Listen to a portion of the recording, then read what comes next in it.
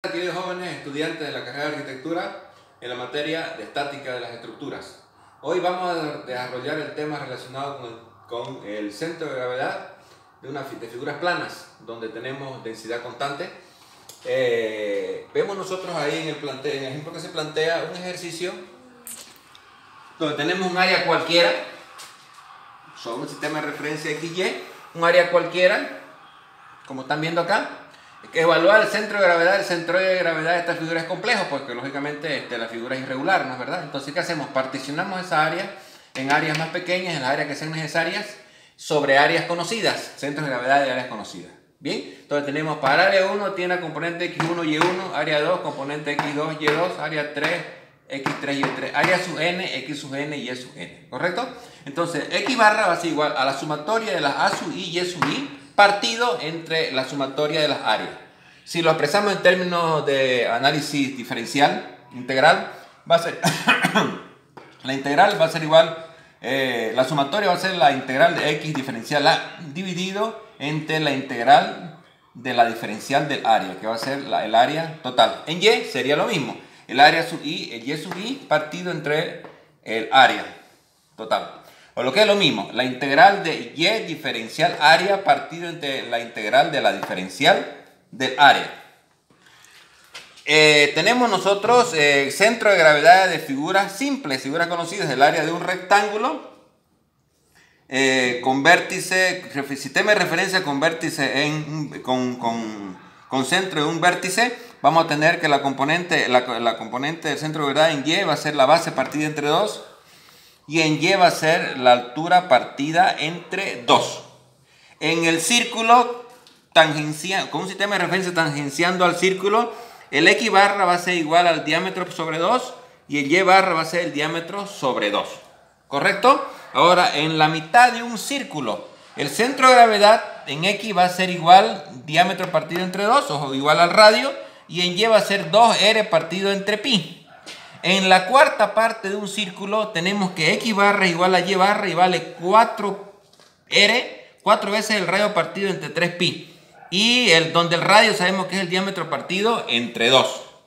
El área, el centro de gravedad de un triángulo cae tenemos la base y tenemos la altura. Cae a 1/3 del ángulo recto y a 2/3 del ángulo agudo respecto a la base. Lo mismo respecto a la altura. A 1/3 del ángulo recto y a 2/3 del ángulo agudo. ¿Correcto? Entonces son las formas como nosotros evaluamos el centro de gravedad. Todo esto lo podemos discretizar en una tablita que es bastante práctica a la hora de evaluar centro de gravedad de figuras más complejas. Dividimos la figura general en n áreas, 1, 2, 3, 4, 5, n áreas. Cada una de esas tiene su propia área, tal como lo vimos acá en el esquema general. Área 1 tiene respecto al sistema de referencia donde está a una distancia x1 su centro de gravedad, y respecto al eje y su centro de gravedad y1. Multiplicamos a el área 1 multiplicado por x1, el área 1 multiplicado por y1, correcto, a1 x1. Para el área 2 x2 y2, a2 por x2 y a2 por y2, y así sucesivamente. Ahora hacemos la sumatoria en la vertical de las áreas. A1 más A2 A3 es el área total, que es la que me pide la fórmula, ¿cierto? Y acá la A1 X1 sumando todo en vertical va a ser la sumatoria de A sub I y Y sub I, que va a ser entonces.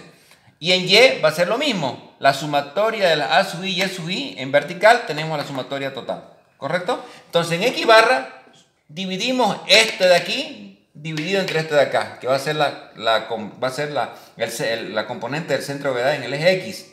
Dividido esto entre esto va a ser la componente en el eje Y. Exactamente lo mismo que utilizando la fórmula. Es una manera muy práctica, muy didáctica de resolver centros de gravedad. Por otra parte, también vamos a resolver ejercicios de aplicación que tienen que ver utilizando la integral de una función. Quiero calcular el centro de gravedad de una función que cubre una función. Vamos a utilizar la función de la integral para calcular la componente en X y la componente en Y. Y al mismo tiempo vamos a resolver figuras más complejas relacionadas con el centro de gravedad de ejercicios que vamos a aplicar en la clase posterior a esta primera clase, donde empezamos con el tema de desarrollar el centro de gravedad, y después de ello vamos también a desarrollar otro tema importantísimo en la estática de las estructuras, que es el momento de inercia. Muchísimas gracias, queridos jóvenes, por su atención.